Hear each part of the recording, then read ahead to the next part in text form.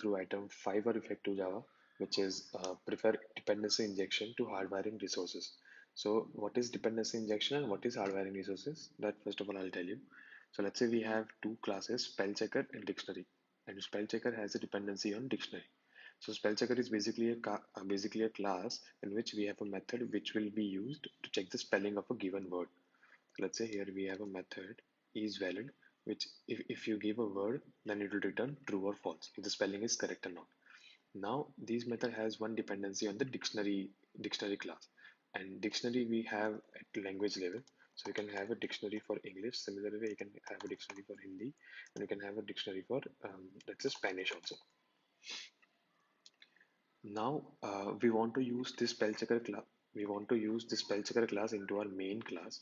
So what are the ways in which we can use this class? So first, let's say we go with non-instantiable class. I mean, let's say we want this class to be a non-instantiable utility class, as we discussed in previous videos. So for that, we'll have to do is we have to make this static. We have to make this also static. Then we'll have to instantiate these here itself, because otherwise there is no way in where we can declare this dictionary object. So we'll have to do something like equal to new dictionary with some um, let's say dictionary is taking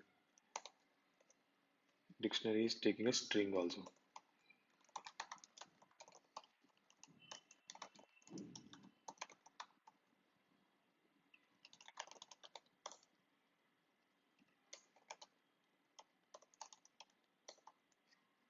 And here you can pass some string. Let's say we pass English. So we are using English dictionary in spell checker.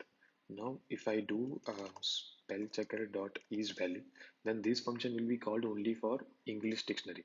There is no way for me to add to check it for Spanish or to check it for Hindi. So there is an issue there. Similar issue will be there for singleton classes also. For singleton class, what we'll have to do is we can make this private. We can have another private static final um, spell checker instance, which will be calling the locally accessible constructor of spell checker. New spell checker. Let me make the constructor private. Okay. Now here it will throw some error. Okay, so right now I don't have any way to make spell checker instances. This won't be accessible here. Okay, so what we'll have to do is I'll have to access that instance using spell checker class only. Spell checker dot instance. I'll have to make that public,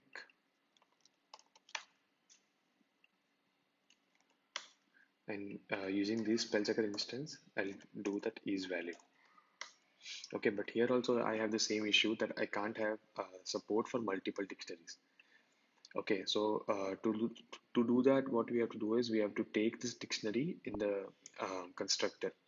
I mean, that is called the dependency injection, to having a dependency of another class in your main class.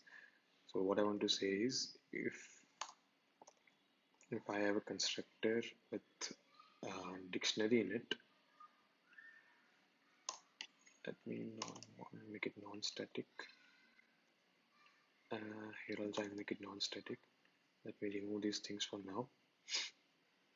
Private dictionary. Let me remove this instance also. Now in the constructor I can have this dictionary also.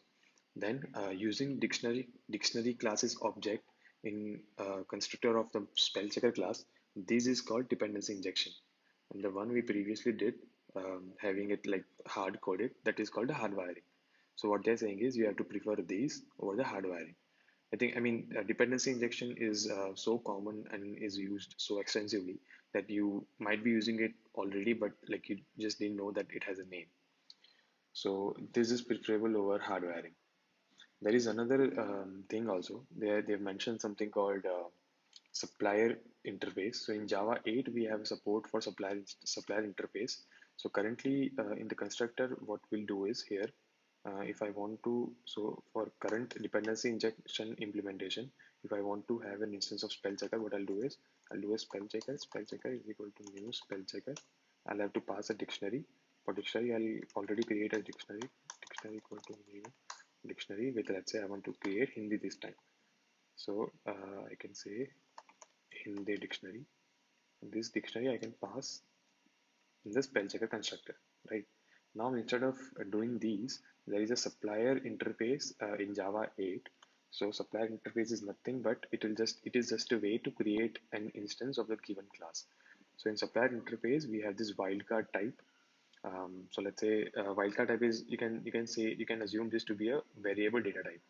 So if I have integer here, and if I make a supplier, then it will return an integer. So here I have to add a lambda function. So let's say I'm adding to return 4. So whenever I do supplier dot get, these will return an instance of these class. So if I do s out of supplier dot get, this will print 4. If you want me to show you, if I run these,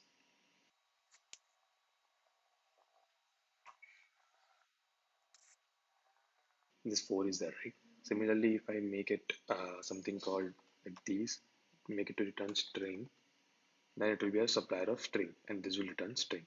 So in similar manner, I can have a supplier for dictionary class, and I can have some logic here to return a um, dictionary instance.